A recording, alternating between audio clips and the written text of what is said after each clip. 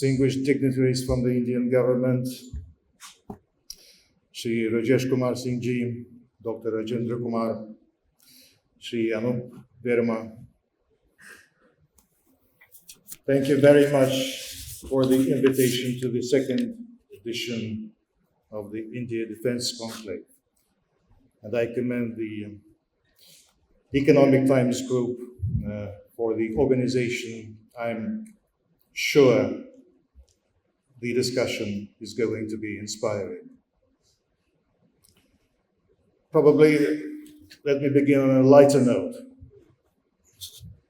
and say that in Russian, the term conclave has the one and only meaning of the congregation of cardinals when they choose the Pope.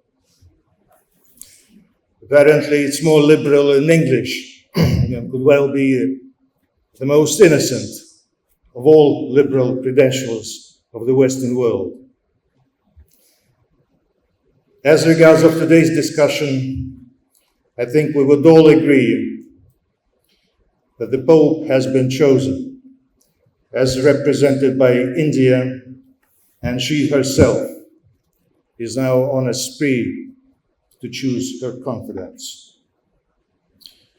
I dare say that in case of Russia, it's a deal done, much as some would have liked otherwise.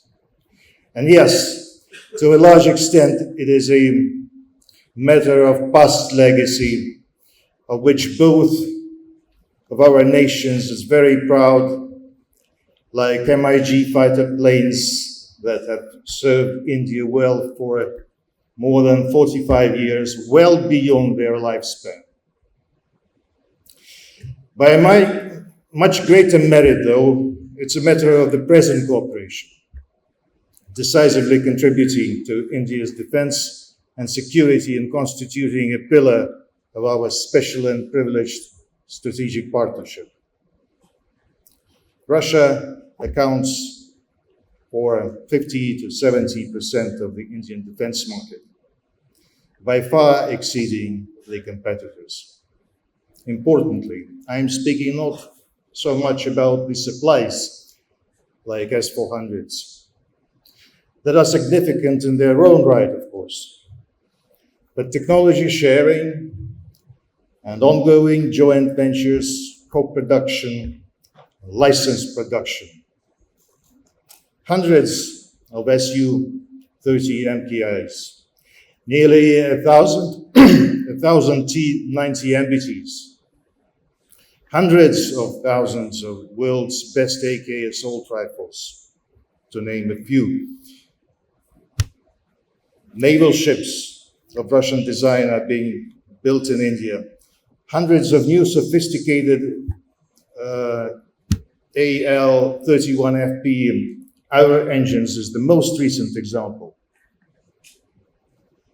There are currently around 170 industrial facilities with Russian participation, assembling, producing, and servicing various defense products, and this number is growing. All successfully functioning in India and for India. And for the world, as in the case of the BrahMos missiles. The BrahMos project alone stands out as the unparalleled role model for Make in India and Atmanirbharta.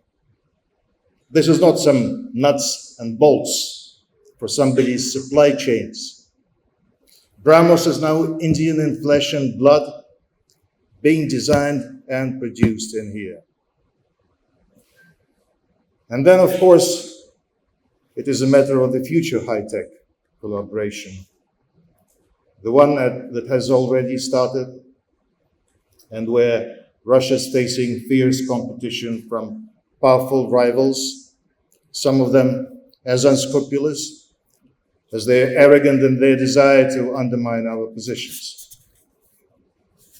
Luckily, India is very hard to impress, much harder to pressurize. Name calling, like recently about the Russian junk we call military equipment that is failing so badly in battle, which India wouldn't want to be dependent on, this won't help. I suspect India would even less want to be dependent on a much more expensive alternative junk that is failing as merrily as it is burning on the same battlefield. What would actually impress India and secure the privilege of being her preferred defense partner for the years to come, from my perspective, is the degree of commitment to the strategic partnership with this country and the genuine desire and, more importantly, readiness to share the best you have.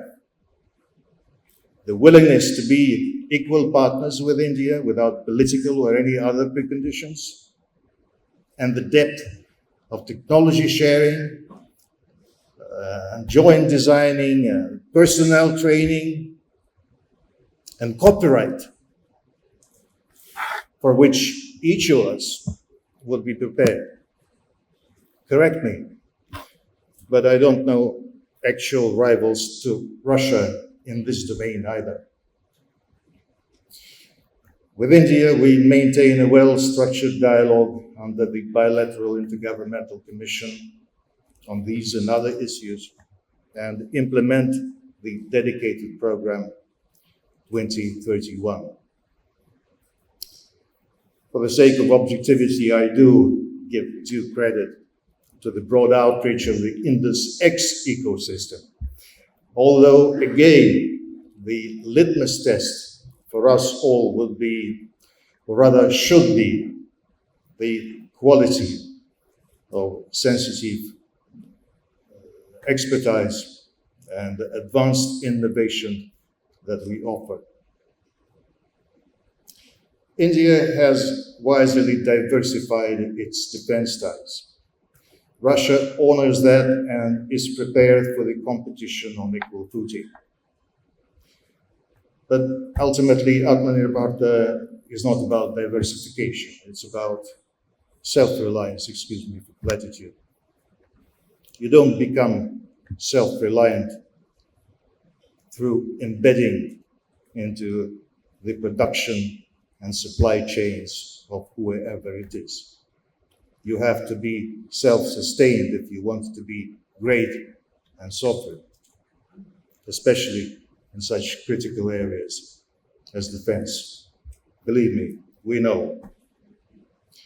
And you have to have trusted partners on this path who do not fail.